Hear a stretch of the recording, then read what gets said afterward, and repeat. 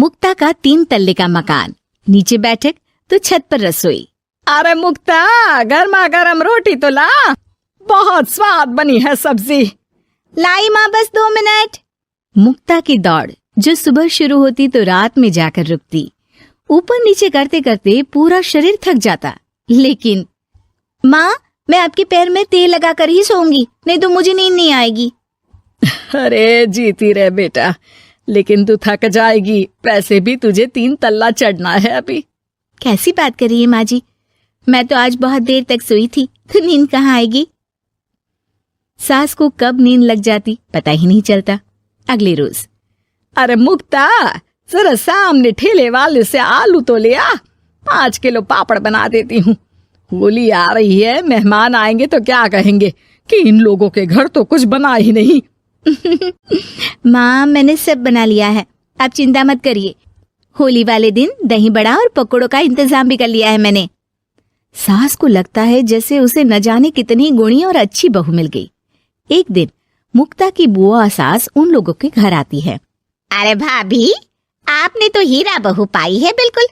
हर एक काम को ऐसे कर रही है जैसे कि रोबोट। एक हमारी है, 2 रोटी खिला दे तो गनीमत समझो।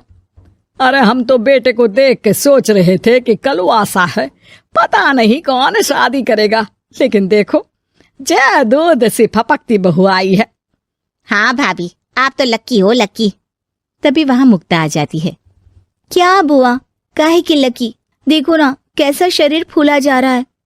अब तक तो एक बच्चा भी हो जाना चाहिए था। अरे हो जाएगा बहू, क्यों चिंता कर रही है। कर्म कितने अच्छे हैं तेरे, तुझे तो जुड़वा बच्चे होंगे, एक बिटिया और एक बिटवा। होता भी ऐसा ही है। मुक्ता को 2 बच्चे एक साथ होते हैं। मुक्ता, जल्दी से ऑफिस के लिए खाना बना दो, मुझे देर हो रही है। हाँ लेकिन जरा ये छोटे वाले को तो पकड़ लो, तब तक मैं रोटी सेक देती हूँ। मुक्ता सारे घर का काम बड़े ही मगन होकर करती। क्या पति, क्या सास, क्या बच्चे, रिश्तेदार, सभी की जरूरतों का ख्याल वो बखूबी रखती। लेकिन भाई चांद को भी ग्रहण लग जाता है। वैसे ही मुक्ता को भी एक दिन लग जाती है किसी की नजर। दूर के रिश्ते की चाची कहती है, और बहन जी, आपकी बहू तो फुर्ती से काम करती है, बच्चा होने के बाद भी सारा दिन लगी रहती है। इसके हाथ का खाना भी इतना टेस्टी है, लगता है जैसे होटल का खा रहे। बस फिर क्या था, वो तो चली जाती है, लेकिन लग जाती है नजर मुक्ता को। शाम के वक्त, मुक्ता कहाँ है बहू? हाँ माँ जी बोलिए, क्या हो गया, बच्चे को सुला रही हूँ। अरे बेटा जरा चाय तो पिला दे। हाँ हाँ जरूर बना लीजिए, मुझे कमरे में ही दे देना माँ जी, बहुत थकान लग रही है। थकान है भगवान, ये क्या बोल रही है, इसके मुंह से तो ये शब्द मैंने आज तक नहीं सुना। अगली सुबह, अरे मुक्ता, आज खाने का डब्बा इतना हल्का क्यों है? वो इसलिए क्योंकि मैंने सिर्फ रोटी और दाल बनाई है। अरे लेकिन मुक्ता, मैं तो नाश्ता, दिन का खाना, फिर शाम का स्नैक्स, फ्रूट, सलाद, ये सब लेकर जाता हूँ। कहाँ है ये सब? अरे कैसी बात कर रहे हैं आप, इतना सारा खाना तो मैं 4 दिन में नहीं खाती, जितना आप 1 दिन में बनाने की बात कर रहे हैं। ना जी ना, मुन्ने के साथ जितना हो पाएगा उतना ही करूंगी मैं। मुक्ता की बात सुनकर पति हैरान रह जाता है। तभी वहां बुआ सास आ जाती है। अरे मुक्ता, मेरे नाती का जन्मदिन है, भूल गई क्या? आज शाम को आना, और मुक्ता थोड़ा जल्दी आ जाना, मेरी बहू का हाथ बटा देना। किचन में वो तेरी तरह स्मार्ट तो है नहीं कि फट फटाक से काम कर ले। अरे बुआ कैसी बात कर दी, फट फटाक से काम कैसे हो जाएगा, हम बहुएं हैं, रजनीकांत नहीं। बुआ देखो, आप काम के लिए पास के लल्लू हलवाई की बीवी को बुला लो, वो मदद कर देंगी, मैं तो नहीं आ पाऊंगी। बुआ सास को समझ में नहीं आता कि ये वो मुक्ता है जो 50 लोगों का खाना बनाकर भी चेहरे की चमक खोने नहीं देती थी। वही मुक्ता भी अपने कमरे में जाकर बिस्तर पर बैठ जाती है कि सास की आवाज आती है। मुक्ता, क्या हो गया बेटा, आज दोपहर के खाने की तैयारी नहीं करनी क्या? अरे माँ जी, अब नहीं होता मुझसे 3 तल्ले में ऊपर नीचे करना, आप लोग रसोई को ऊपर ही ले आओ। अरे पैरों में इतना दर्द होता है कि बता नहीं सकती। अरे लेकिन तू तो बोलती थी कि इससे तू फिट रहती है। अरे काहे के फिट माँ जी, हालत खराब हो रखी है।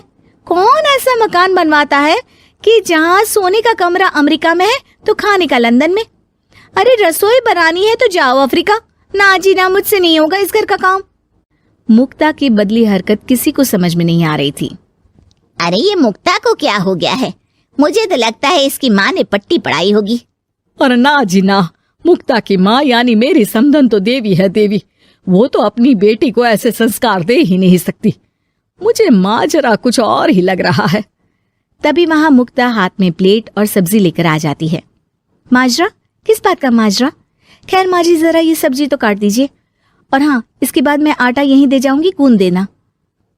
हाँ हाँ, तू एक काम कर बेटा, गैस चूल्हा भी यहीं दे दे, बना भी दूंगी। अच्छा ठीक है, शाम को उसका भी इंतजाम कर देती हूँ। ये बोलकर मुक्ता वहां से चली जाती है। हे भगवान, ये तो वो मुक्ता है ही नहीं। अरे एक बार तो मुझे याद है, मेरे जूते भी इसने मुझे अपने हाथ से पहनाए थे। तभी सास के दिमाग की बत्ती जल जाती है। हाँ, कल वो कालिया की औरत आई थी ना, खूब तारीफ कर गई। उसके बाद से ही मुक्ता ऐसी हो गई है। फिर तो पक्का मान लो कि तुम्हारी बहू को नजर लगी है। एक काम करो, ये लो राई का दाना, दूर से बहू के ऊपर राम का नाम लेकर फेंक कर आ जाओ। जो नजर लगी होगी यूं भाग जाएगी। फिर क्या, होता भी ऐसा ही है। सास जैसे ही बहू पर राई फेंक कर वापस आती है, थोड़ी ही देर में मुक्ता भी आ जाती है। अरे माँ जी, आप ये सब्जी लेकर क्यों बैठी है? ना ना, लाइए, मुझे दीजिए। और चाची, अब तक आपके हाथ में चाय का प्याला नहीं आया। रुकिए, मैं अभी लेकर आई। मुक्ता के जाने के बाद सास चैन की सांस लेती है।